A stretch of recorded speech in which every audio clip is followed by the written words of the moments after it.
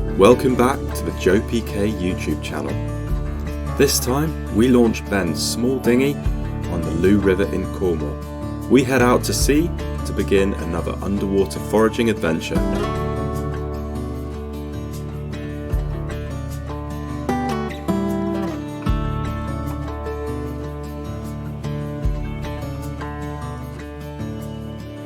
The conditions are absolutely incredible. We get stuck into some big bass, find some amazing lobsters, and have a delicious cook-up on the beach. Stay tuned for the action.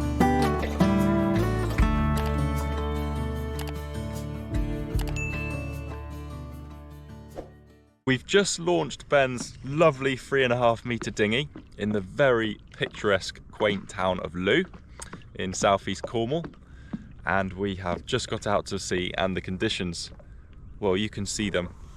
They are absolutely flat calm. There's no wind today. There's blue skies. One thing that's for certain though, there will be very strong currents. We are on massive spring tides. So any marks away from the shore will be drift dives. So we're going to try 1 or 2 of those. We are also going to do a few bits in the shallows.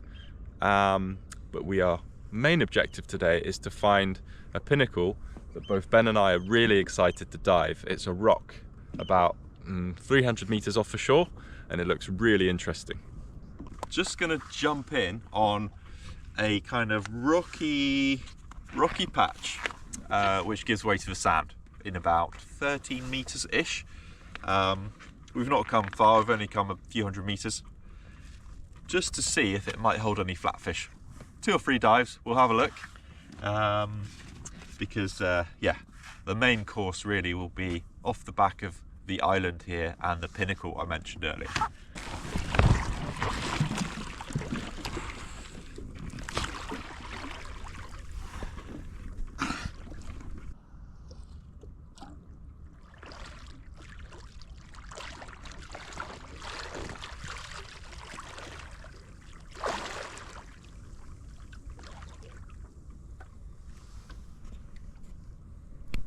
Despite being extremely calm, you can see that the visibility has taken a hit from the spring tides.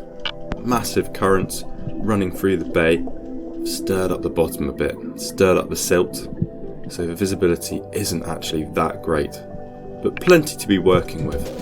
Although I'm actually looking for flatfish here, I'm pleasantly surprised by what I find next.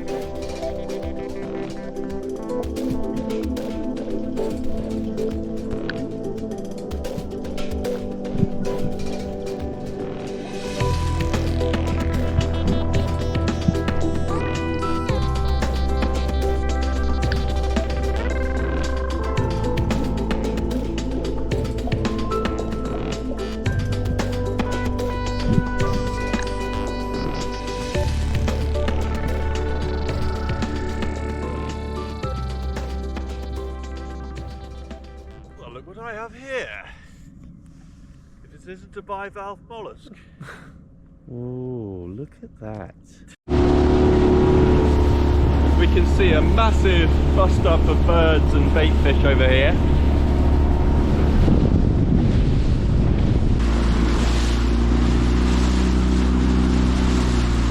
That many seabirds in the water means there is definitely some fish around. Let's go and have a look.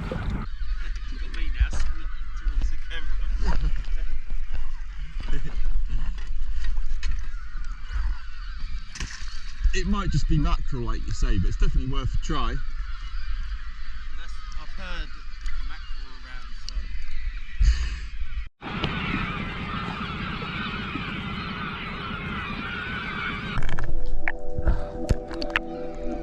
so. I actually get the first drift completely wrong here. I'm being sucked straight out to sea into deeper water. Diving down here to about 15 meters, you can actually see the massive mooring chain of this buoy, which protects ships from this island here.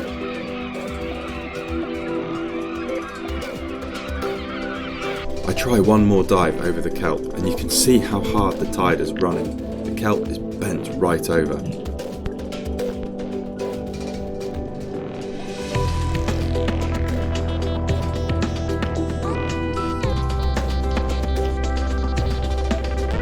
see this fish get spooked out of a kelp. It would have been a very lucky shot as it's darting away, but I warmed the spear gun up nonetheless.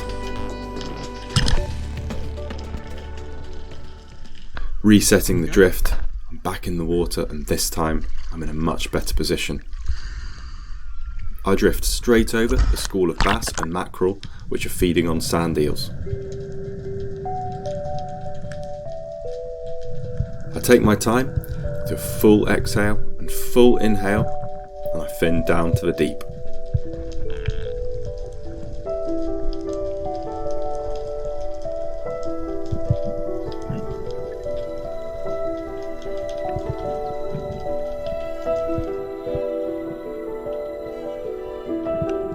It's actually much shallower here, about 8 metres. You can see though the kelp is still being bent over by the strong tide, and I'm having to grip hold of a kelp stipe here, not to be swept away. Unfortunately, diving through the bass school, they've all spooked off straight away. I'm left with an absolutely empty seabed here. I drift a bit closer to the birds that are obviously moving with the school of bass, and prepare myself for another dive.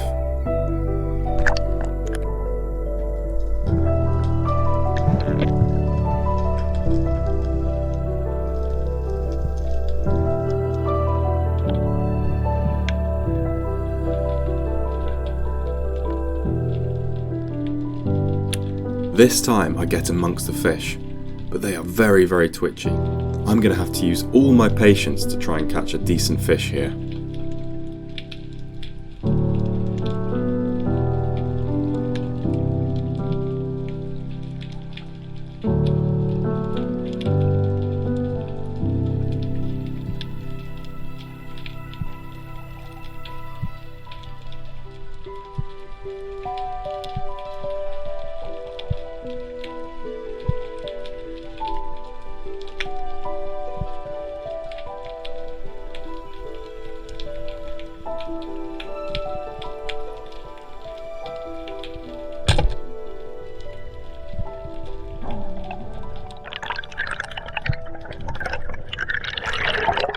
There's lots of bass around, but they are very, very, very spooky. I think it's because two reasons. I think first of all, the tide is fast, they're hunting hard, there's quite poor visibility, and there's seals around, so they're probably used to having to dodge a predator. But managed to sneak a spear through this one, and it's absolute beauty. So Ben's jumped in for a drift. What we have here is a really classic situation where you would expect to see bass, because what's happening is the tide is ebbing, it's going west, and what that means is it is hitting some rocks which are quite shallow that kind of carry on beyond the island out to sea, and where it's hitting those shallow rocks, it's pushing on those rocks, creating a pressure point, and that's where those fish are sitting. So as soon as Ben is, you can see the water here, you can see it really kind of bubbling and swirling. As soon as he hits that water, that turbulent water, he's seeing the fish from the surface.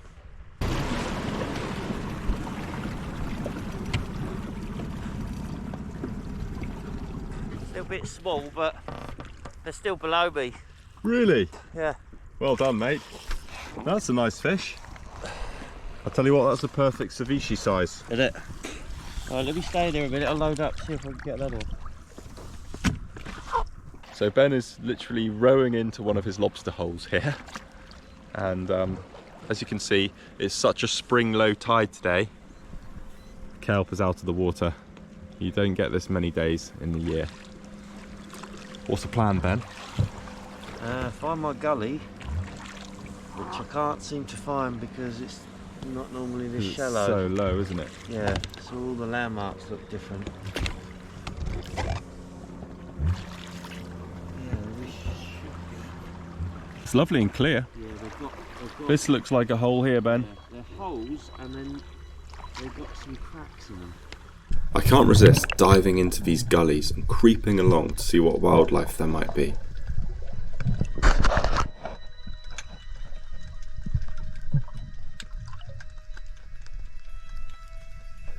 wrasse playfully dart about.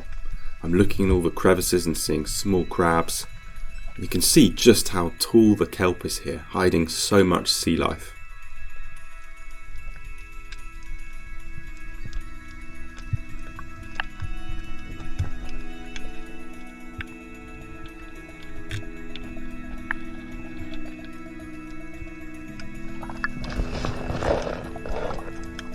Around the next corner, I see a mullet inside the kelp, so I dive down quietly to try and get a shot.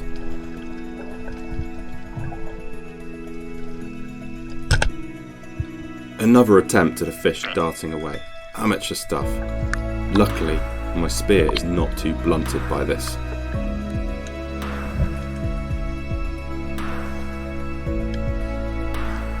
Another mullet round the next corner. This time I dive down much further away so I don't spook him. I take my time to get a broadside shot.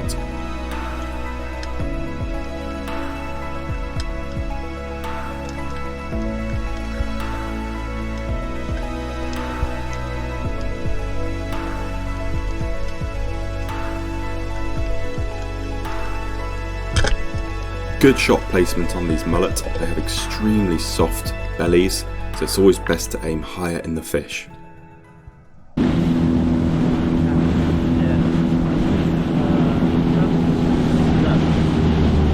Haha, this is so funny. I looked at the chart earlier on that rock and I thought, oh, that looks like a good lobster rock.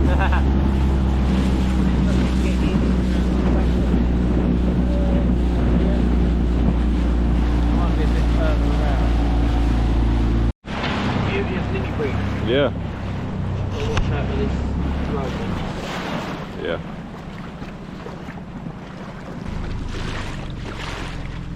There's cable right there. Do you want me to lift it up and go under it? That's right. Okay.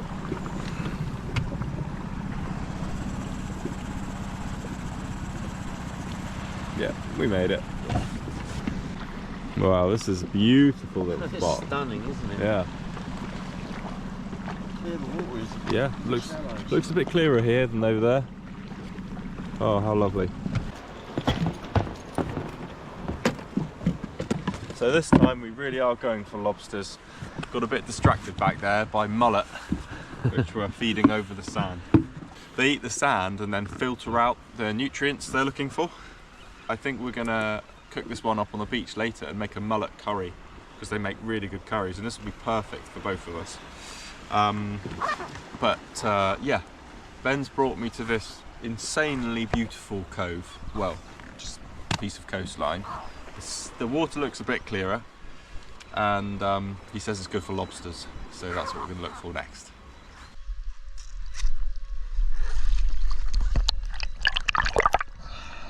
I dive back down into an underwater seaweed garden, looking around trying to find any crevices or caves. Decent cave here, just harbouring the spider crab, but he only has one big leg, so I let him go.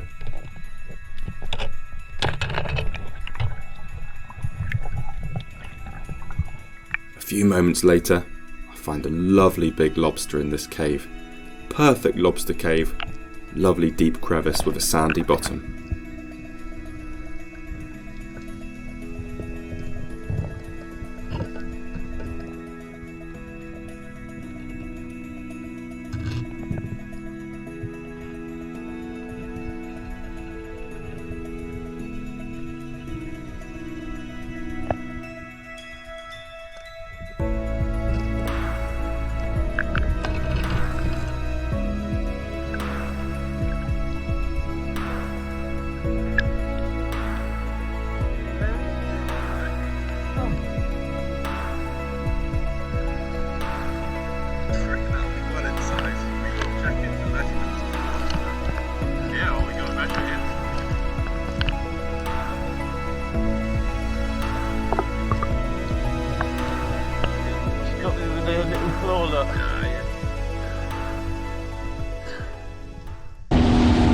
So with a nice lobster on board, we're off to our final mark of the day, the Pinnacle. Excited, Ben? Yeah, very excited. I'm getting tired, so we better get there quick. You can hear the bell of the Cardinal Buoy, which is just there. And that is basically signalling to mariners we're on a rock here. Now, because the tide's coming up, it's just submerged, but any larger vessel would be in serious trouble if it drove here. It would run aground. Top of the rock's about ½ metre below the surface at low tide, so pretty treacherous. We have 45 minutes of slack water. Slack water here is 3 hours after low. Have a play around and see what we can find. I dive down on the edge of the Pinnacle in about 12 metres and I'm greeted with hundreds of pollock. It's an incredible sight and all the fish are swirling around me. Some of them are really good size, especially at the back of this school. I can see fish that are probably right up into the double figure mark.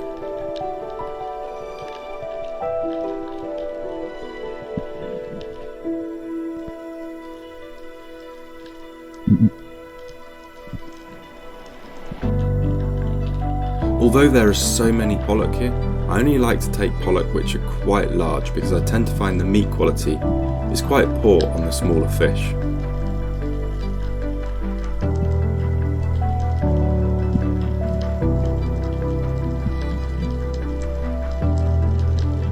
On this occasion, I really can't seem to tempt any of the bigger fish in, so I decide to leave these fish for another day.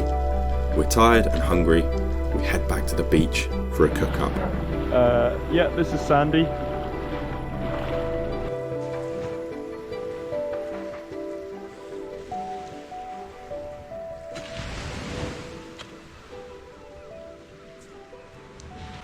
Plan is to make a mullet curry, so just got some olive oil in here and some venison chorizo, and going to be adding an onion, a couple of shallots, 3 chopped cloves of garlic and a bit of ginger to that.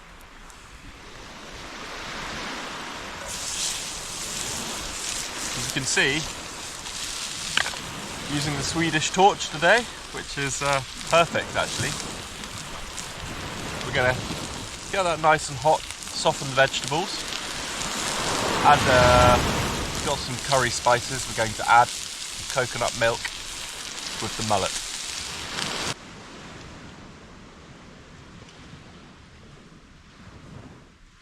Vegetables are softened.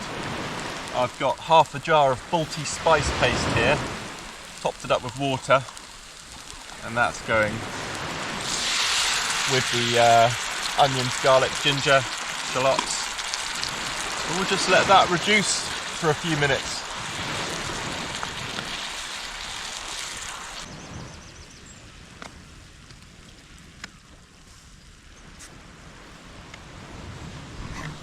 There it is. Mullet is in the pan. Trick with a good sea bass ceviche, definitely to cut the flakes really, really thin, and that way it cooks much faster in the lemon and lime juice.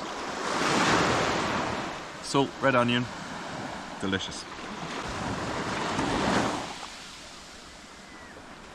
The mullet balti is ready. I'm very excited to try it indeed. There's been a minor hiccup because we left the rice at home. So I'm gonna have a quick taste here. So let's have a go. Take a bit of curry and a bit of mullet.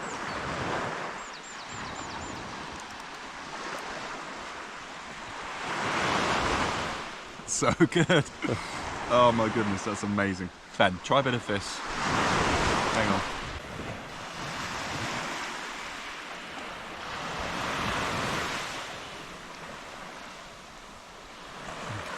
It is good. I thought you were joking. Do you like it? Yeah, I do like it. It's yeah. really nice, isn't it? I'll have another bit. Do you reckon Jen will like it? Yeah, she'll like it. I think she's probably eaten, but Yeah, yeah. really good. Yeah. Yeah, so mullet, absolutely fantastic in curries. Doesn't flake up, so pollock would just fall to pieces. Mullet holds firm. But yeah, I reckon Still see the flakes in there. we're going to put this in a Tupperware, taped up the lid so that we can get it home. Otherwise, I don't think the Tupperware.